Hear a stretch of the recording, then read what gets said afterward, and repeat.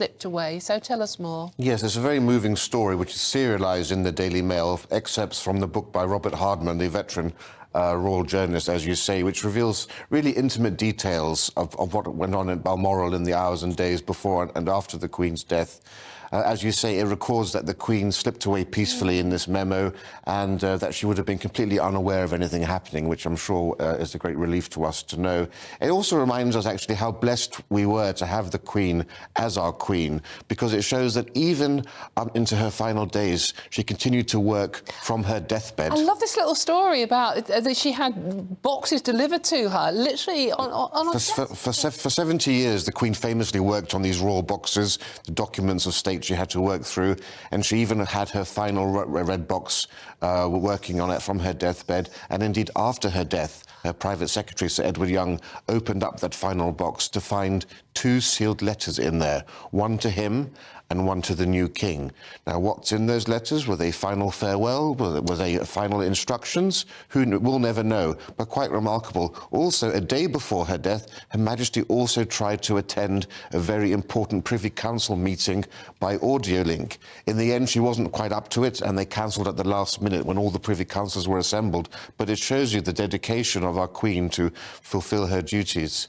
But as you say, we also found out that the King was behind the wheel of a car when, at the moment of succession, he had rushed down to Balmoral by helicopter to be at the Queen's bedside. He spent an hour with Her Majesty, but he was then told that the Queen's death wasn't imminent. It would probably be a day or two later.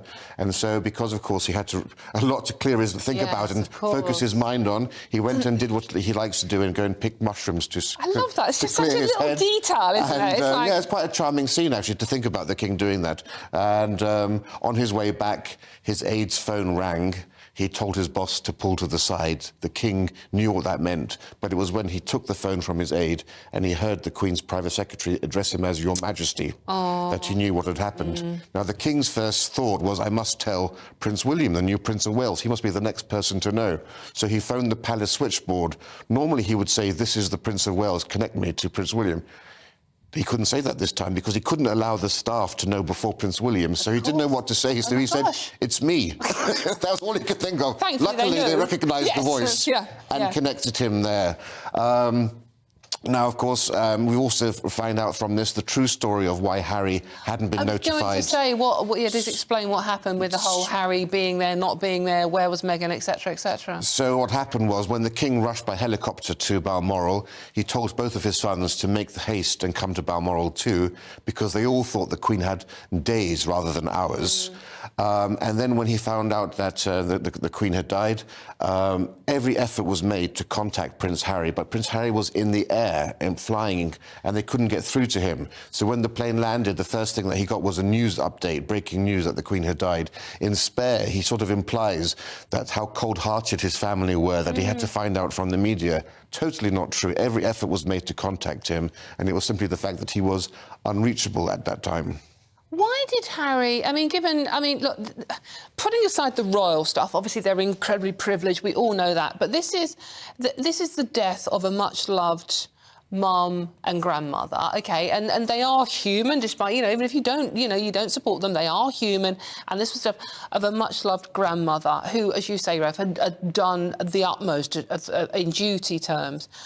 Why did Harry even think about the need to put that in his book when he knew it basically wasn't true? You might well ask that question, and it's telling that the publication of Spare was delayed until after the Queen's death, deliberately to include new additional information.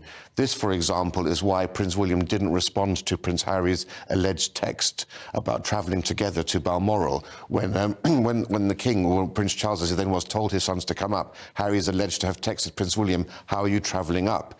To which in the book Spare he says, my brother never replied to me. But of course, Prince Harry's staff made no effort to contact Prince William's staff. They've all got each other's phone numbers. The plans could have been made there, but Prince William knew full well that this book was coming out, and any interaction that they had would eventually end up being published, as of course we saw that it was.